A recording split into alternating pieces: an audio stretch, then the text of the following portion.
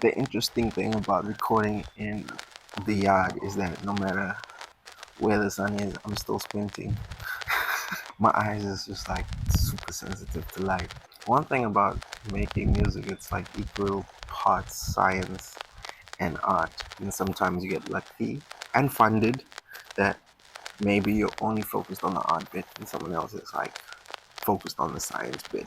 But there's that unique balance where a certain person can kind of slowly eke their way into the science bit. And the science bit is also connected to the business bit where it's like, you make one for yourself, you make one song for the crowds, the masses.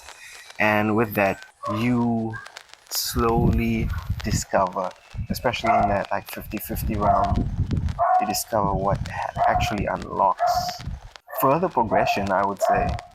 Destruction Beam, why I really appreciate it is because I've touched everything that I like talking about in this one. The starting track with 7 principles, it speaks to some deeper metaphysical ideology that is out there, and I don't want to go too deep into it. It's a very cursory introductory song, which is perfect because it's the introduction song for the EP. That prog rock energy to it. I like doing a lot of different quote unquote genre tropes with 808s and like trap sounds.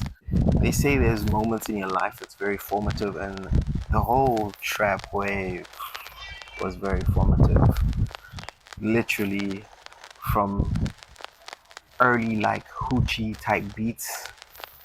Yeah, hoochie is a deep cut. A lot of this funk, a lot of this funk stuff that we see out right now being popular was also pioneered in those trap days, especially like the smoky drift funk that everybody around the world is kind of enamored by, or should I say, very specifically, it is younger audience. I wanted to say younger males. I know a lot of people who are entertained by the sounds, and definitely, this percussive stuff that comes out of Brazil, also being called funk, has helped kind of merge and marry a lot of international ideas. No idea is international anymore, I should say, or no idea is regional anymore. Every idea is international. So it makes sense that funk is big. Going back to the EP though, second track, Doctor Who, I had to do it. I've always wanted to make a song about Doctor Who without being too Doctor Who-ish, because Doctor Who is camp. That is, and I love it for that. In fact, that's one of the reasons why I watch it, because it's very theatrical. It is, as much as it's this overarching narrative, it's also very self-contained. Each episode, well, sometimes it's a double barrel episode, but like each can be micro analyzed within each episode because it's long episodes as well. UK has a habit of making really long episodes. They originated the long episode. Them and Ancient Aliens on the History Channel. Those episodes that go on for 2 hours. Those were crazy. I don't know if you've ever experienced like a proper National Geographic binge session, especially those documentaries that go on for like 2 hours where you're like, there's quite a few ad breaks. So that's kind of the feeling that I was going for in Doctor Who, especially with like the climax at the end. I haven't had many codas or like ending off of songs like that where it just like crescendos into the next song. Trillion Game, a lot of people like Trillion Game, which for me is always surprising. When you do something a bit experimental, at least in my mind, I consider it experimental for the masses, but somehow it resonates. And it's always the songs that like the beat you feel is questionable and it takes like an hour to complete, but then it really resonates with certain people. Because there's one thing about making music, is like if you hold on too long to the emotion and you like let it cook and sit, Yeah, sure, you can make a Chris Brown like banger from his early days. Because I'm pretty sure, like Kiss Kiss and like Run It, those were a few studio sessions to clock. I mean, maybe the basic idea was done in 10 minutes, but like that's like back and forth mixing and it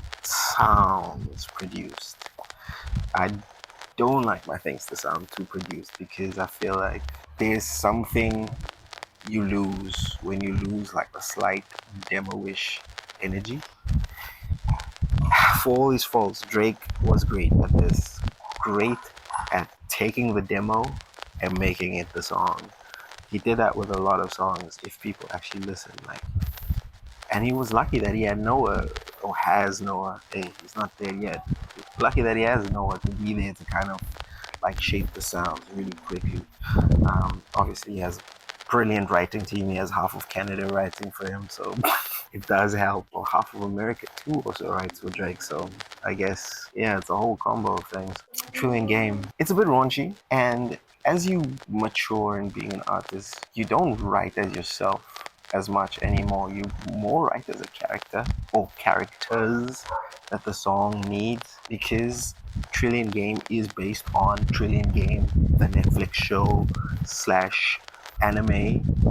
It has that slick talking energy of the main character, the focus character of Trillion Game. Then you have West Thumper, literally just a response to Kendrick Lamar being from the West Coast of America. So we also here in the West Coast of South Africa. I had to do the parallelism. I speak about this stuff very intellectually, but the songs themselves are not like incredibly intellectual. They're very pointed. They know what they're doing. And I think that's a real trick too. It's like, but really it's just about streamlining your efforts. I also think about mellowing out into the last song. I've always loved making just beats in general. It's never been really to create a full song. It's always reached that point where you make something interesting. You want to overwrite